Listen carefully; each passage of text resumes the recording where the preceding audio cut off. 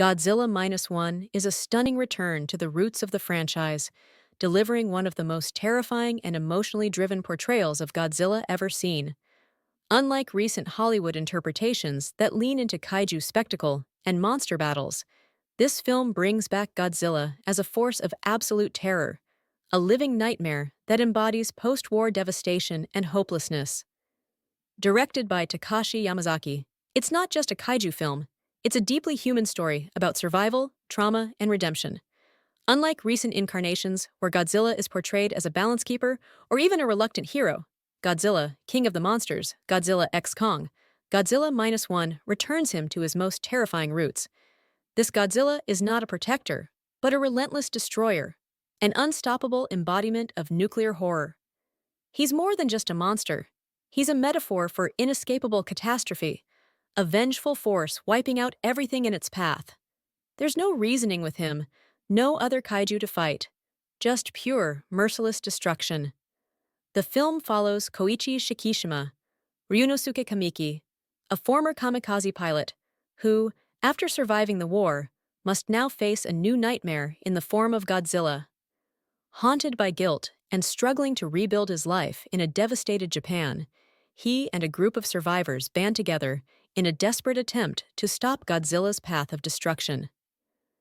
Unlike many kaiju films that focus on the military throwing endless firepower at the monster, Godzilla Minus One tells a much more personal story. The fight against Godzilla isn't about reclaiming dominance, it's about survival, redemption, and proving that humanity can still stand against overwhelming odds. One of the strongest aspects of Godzilla Minus One is its emotional weight. The characters feel real, their struggles deeply affecting. The film isn't just about the destruction Godzilla causes, but how people endure in the face of absolute despair. Koichi's arc, his guilt, his need for redemption, and his relationship with Noriko, Minami Hamabe, gives the film an emotional depth rarely seen in kaiju movies. The supporting cast, from war survivors to engineers trying to devise a way to kill Godzilla, all feel like real people with real stakes. This version of Godzilla is absolutely terrifying.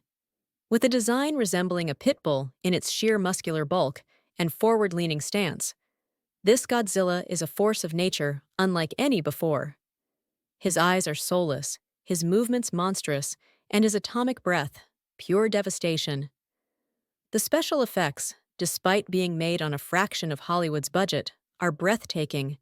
Every frame of Godzilla in motion is haunting, his destruction methodical and brutal.